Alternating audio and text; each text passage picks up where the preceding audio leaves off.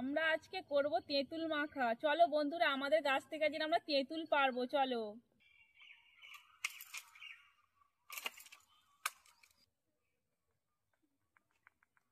তেঁতুলগুলোকে ছাড়িয়ে নেব ভালো করে।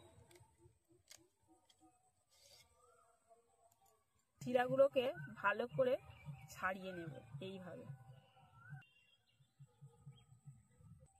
এইবার আমি তেঁতুলগুলোকে ভালো করে মাখিয়ে নেব মশলা দিয়ে। কি কি মশলা দেবো চলো বন্ধুরা দেখে নাও। তবে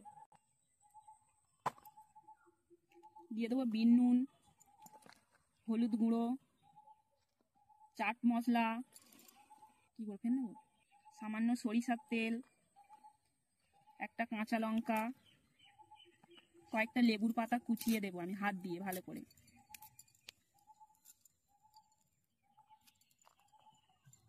এইভাবে আমি ভালো করে মাখিয়ে নেব। বন্ধুরা, কাদের জিভে জল আসছে অবশ্যই কমেন্ট করে জানাবে।